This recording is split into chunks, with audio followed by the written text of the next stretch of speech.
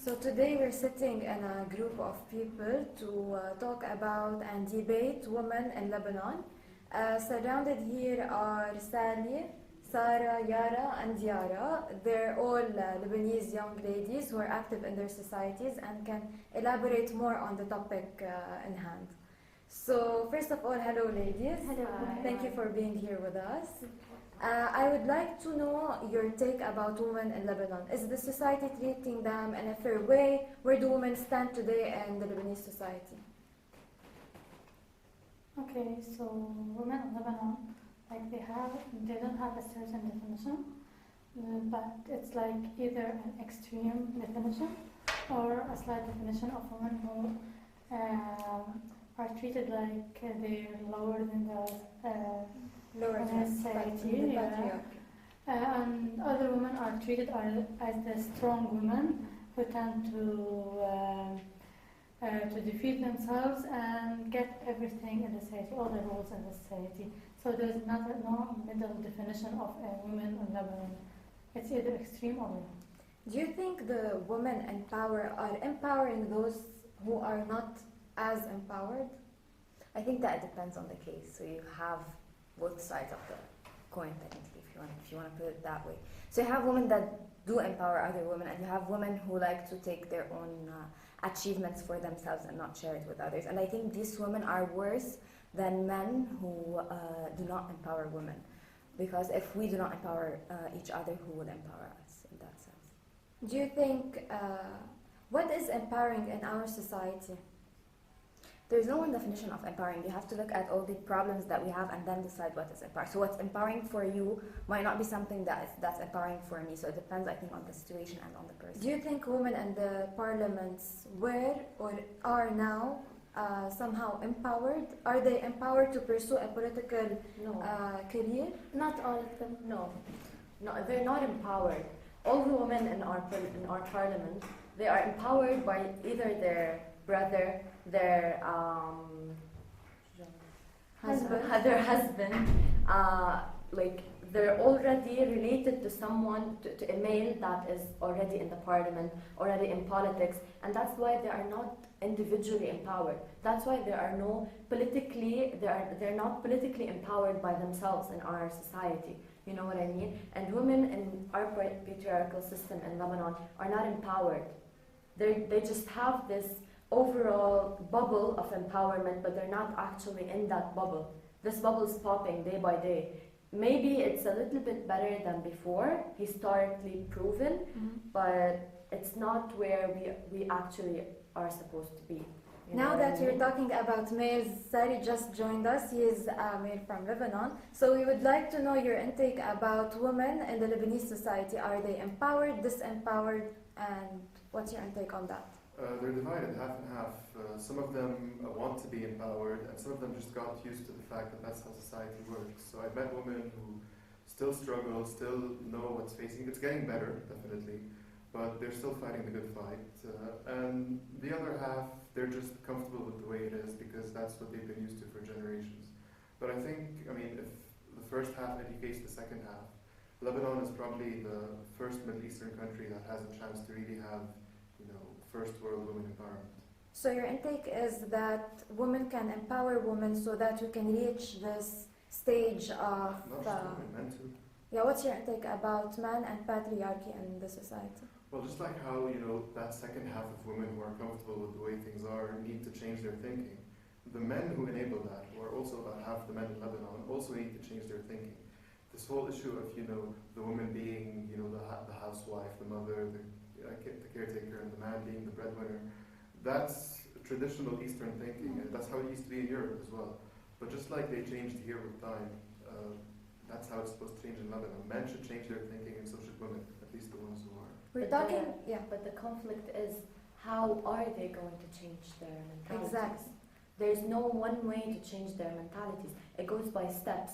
There's no, they're not going to sleep and then wake up the second day and their mentality is, I changed my mentality. There's a lot of steps that should be taken to do this for men and for women. It's not something that it happens in a couple of days, or it needs really a long time. It needs awareness, which we don't actually have enough in Lebanon. It needs a lot of empowerment from the people that has the power, that are not working on such stuff.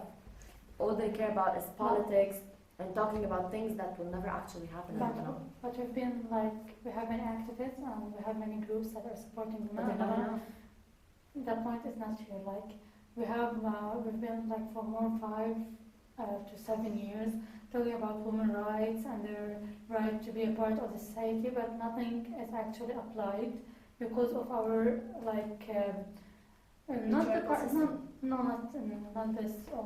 It's because of our political system. Because we have people who are assigned to be in the parliament always.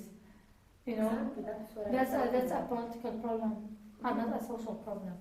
But it is a social problem because the people are actually voting for these people. It's not only in politics in general. When we talk about it's a change, combination. I agree with you that change doesn't come like that. And when we want change, we need to look at why we can't reach change. So Exactly. there's religious reasons, political reasons, economic reasons why women are still being underrepresented or underestimated to a certain extent. So when we talk about women in Lebanon, it's no longer about a few activists who are with women's rights or a few women who empower women. Those are definitely important. But I think it goes much more beyond that, because some people, some fragment, do not want to actually apply these. And some people are aware that women need their rights, and some people call for women's rights, and then they end up not doing anything. And they're the one that contradicts themselves. So they call for rights and then they do. We're talking a lot about change. We need change in our society to empower women in general. What would you change in your society to give them the chance to be there? Personally, I'll start from the education system in Lebanon. I agree. Because it emphasizes the role of the male in the society, and women are always the minorities. So, starting with the education system. We've been educated since day one that men have to work and bring money for home and for his children, unlike women should only take care of the house by herself. That's how we've been educated since day one. This is why we need awareness. Yeah. It's like changing perspectives of the role of the women in Lebanon. Would you change anything else? Maybe how women behave? Maybe how It's they... not about changing. As I was talking, it doesn't happen like that. Instantly, It needs awareness. The mentalities need to change. You can't just tell someone to change. They need to be convinced that they have to change in order to change. We can't just tell them to change. They have to be convinced that this change has a good thing, has a good end at the end. The result's gonna be for them. It's gonna be a positive result for their lives, for the way they're gonna be living with their husbands, their children, and the societies, the way they're gonna implement their mentalities in the societies. They have to be convinced in that so we can change their mentalities. Change doesn't come this way. You know what I mean? It needs a lot of awareness. I'll just go back to the political system because I'm highly confident that everything is going in Lebanon is going because of our political system. When we tried empowering women in our political system, we talked about the quota. We all know the quota.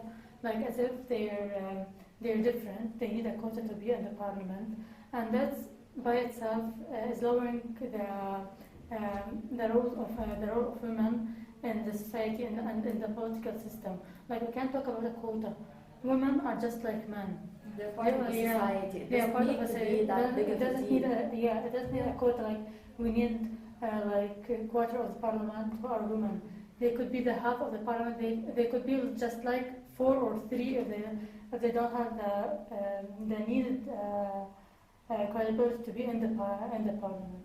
So there's the stereotype that Lebanese women are strong, independent women. They're the strongest in the Middle East region. But there's another stereotype that says they're the most ladies who apply plastic surgeries or apply makeup and take good care of their shape and looks. What do you think about that point in particular? It doesn't make sense to combine those two things together. If a woman is independent and the woman is strong, doesn't make sense to associate that with doing plastic surgeries. A woman can be independent, can be strong, either her nose is perfect or not, either her lips are big or not, either her hips are good or not. it doesn't make sense to associate those two things together. A woman can be independently good in any way she wants, but the problem is in Lebanon that the mentalities of our system or our society, like the woman has to look good in order to get somewhere. You know what I mean? And this is why the plastic surgery thingy is associated with power. A woman doesn't need a plastic surgery to be empowered or to have power. You know what I mean? That's the problem. They shouldn't be associated, but unfortunately, because of the system, the mentalities we have in Lebanon, this is why they're associated. So you think, unlike what people regularly think, that those who look prettier or those who take more care of themselves and apply these surgeries are less likely to be intellectual as women who, for example, they refrain from that? Not necessarily. Not Not necessarily. necessarily. I If think a woman there's is many beautiful, doesn't mean she's stupid. Yeah. You know what I mean? A woman can be both. She can take care of herself, she can look beautiful, she can dress beautiful, and at the same time she can be so wise and intelligent. Yeah, I think the problem is this question by itself is, Yes. it goes back to the main point you discussed. So being beautiful does not mean that you're not intelligent enough. This link, when linking beauty to intelligence, is the problem. So the idea of the notion of always